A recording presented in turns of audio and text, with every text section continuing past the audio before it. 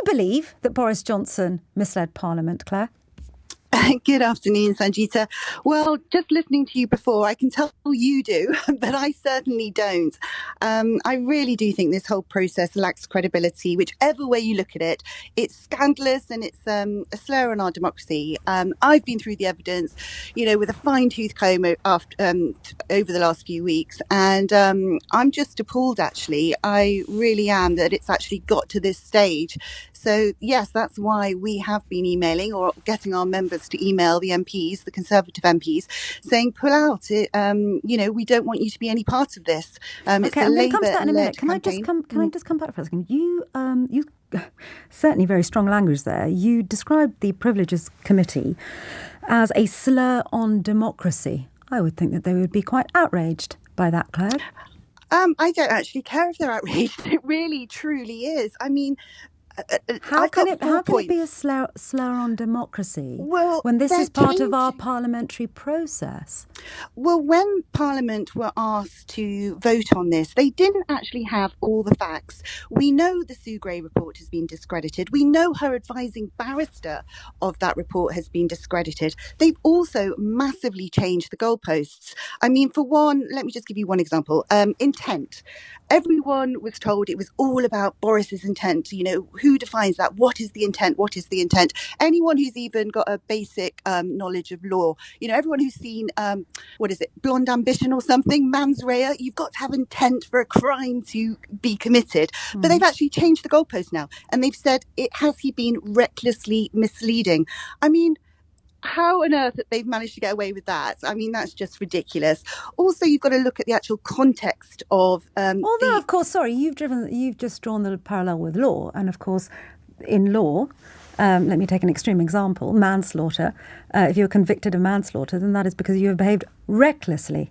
In other words, you may not have had intent, but your behaviour was predictably going to end up in the death of someone. So actually, what you seem to be questioning, Claire, and this is, I've got to be honest, I'm quite taken aback. What you seem to be suggesting is that due process established through our parliamentary systems that has been used time and time and time again, that has never been questioned before, you're describing that as a slur on democracy.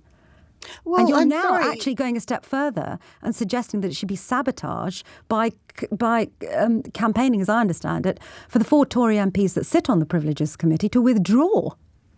Well, I'm sorry, but with your reasoning, why is the Parliament even looking into this when a higher authority fined Boris for people walking into his office and singing happy birthday to him? He wasn't fined for attending any parties. That, read the facts of that case, and that is a higher authority in the good law of our lands and the way things should be done.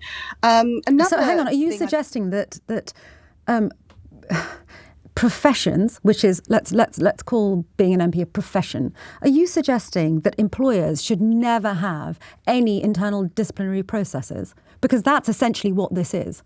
So by your reasoning, Claire, no employer in the country, in the world, would ever have an internal disciplinary procedure. I'm not saying that. I've said that is what you're saying. You're saying he's already been fined, and therefore there's no reason to have a parliamentary inquiry. I'm saying if you were an employer in the land, you should go with what the police have said. And the police fined him for a gathering of people walking into his office during the workday. It was a Thursday or Friday afternoon, in between meetings, in his place of work. They were all, employees working during the pandemic in exactly the same way as hospital staff were gathering. I was working in my newspaper hospital office at the time. Hospital staff were not having drinks and having parties and puking up on walls and breaking children's swings. And I think, honestly, Claire, nurses and paramedics and doctors listening to you now will be deeply offended by that parallel. Well, this is another thing. The Sue Gray report at the time wasn't talking about the leadership of Boris. If you check all the dates, Boris wasn't in Downing Street for most of that time. Simon Case, she was talking about Simon Case, the cabinet secretary. He was responsible for the civil servants. And I heard you on the programme before just constantly saying politicians breaking the rule.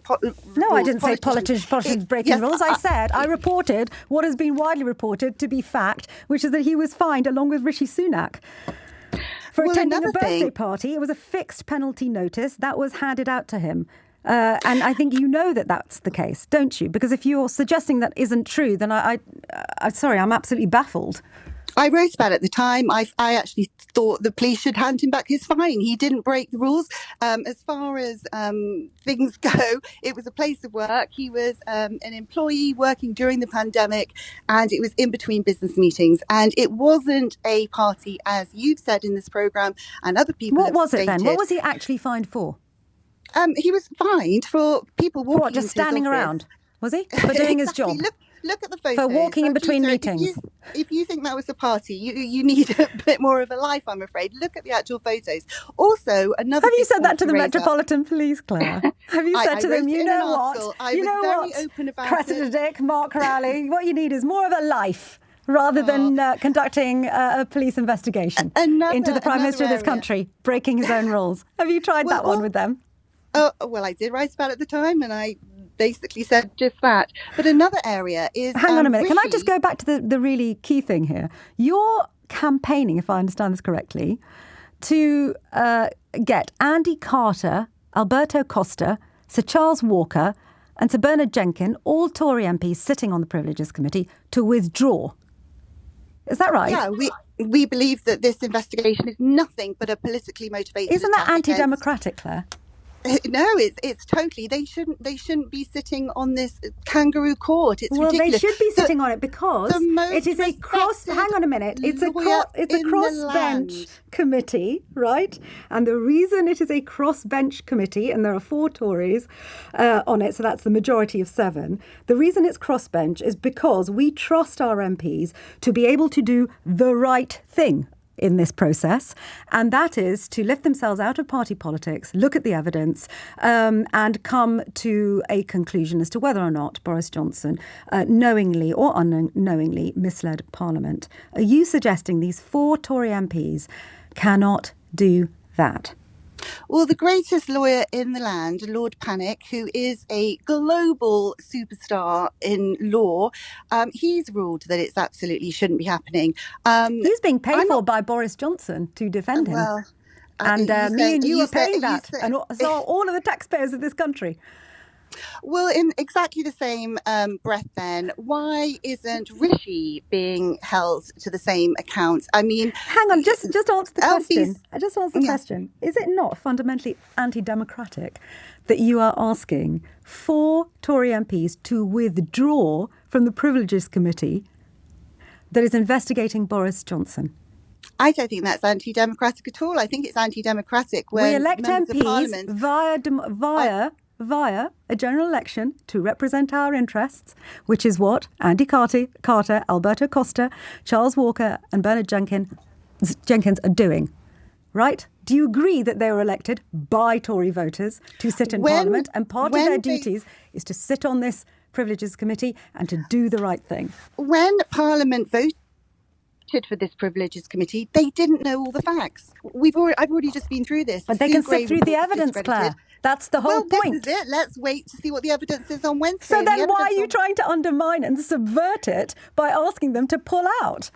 Well, we do know that they've seen a lot of the evidence behind the scenes. They know what's going on. It looks terrible for Boris Johnson, doesn't it? They know that at the time when they were asked to sit on this Privileges Committee, they weren't in receipt of all the evidence then. So that is, literally, it is just a kangaroo court. Do you want to have our country being ruled by these sort of things? It's Claire, this is not a kangaroo court. This is a set of MPs who have been democratically elected to sit on a cross-party committee to examine the evidence that will be before them, and they will then reach a conclusion. Well, also, if you have gone through and done as much research as I have, you will have gone through all the Hansard records. You would have looked at every single little bit of, speech that was said in the Houses of Parliament. Boris was asked specific questions about specific dates. And he kept changing his story. didn't he? Absolutely. That is a slur from you. No, it's not a slur from me. I watched it. I saw it. First he said that he was not aware of any parties. Then he said he'd be outraged if there were some parties. Then it turned out that he'd just been fined by the Met, in fact, and he was at one of these parties. And then he went on to say absolutely he didn't mislead Parliament. Sangita, that is actually It's Sangita, by the way. I can go through them now. December the 18th. No, please don't. But listen, you've made your point very eloquently, Claire. But yes, so listen, my final question to you is the issue of sanctions, right?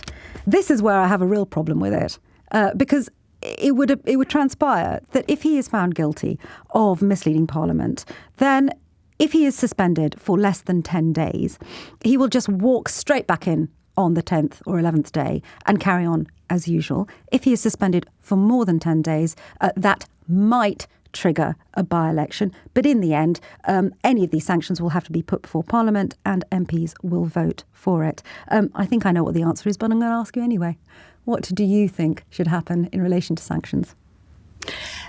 Do you know what? If he's found guilty, wrongly found guilty, it will in perpetuity it's going to restrict the ability of any MP to answer any question in the Commons from here on in. I mean, we have got to have the right thing done here. I've seen the evidence. The people will see the evidence on Wednesday. Boris did not mislead Parliament. We've been through it with a fine-tooth comb. It really is just a witch hunt from the left, from Labour. I mean, Can I ask you something? If you believe it's such a witch hunt, if you believe you have evidence that he did not mislead Parliament, what are you scared of? I'm not scared. I want him back in place. You are scared because you're trying to dissemble the Parliament. Hang on a minute. You're trying to dissemble the committee by demanding that these 4 Tory MPs pull off it. So you are scared. Right? So what are you scared of? Because you keep saying over and over again in this interview that you've seen evidence that will clear Boris Johnson. Well, then let that evidence be put before the committee. And if you are right, he will be cleared. And if you are wrong, he will be found guilty of misleading Parliament. I tell you what I'm scared of. I'm scared of socialism getting into number 10. I lived in Los Angeles for the last 14 years before the pandemic. I've seen what happens when you allow socialists in the door. I want a Conservative government. I believe in this Conservative government. And I believe Boris is our true leader. And I do respect Rishi. Of course, I respect Rishi. OK, let's not talk about Rishi. This isn't about Rishi. Claire Bullivant, but good try, though. Claire Bullivant, editor of Conservative Post. I tell you must be the first person to ever come on this programme and called Andy Carter, Alberto Costa, Sir Charles Walker and Sir Bernard Jenkin socialists. Thank you very much indeed for your time.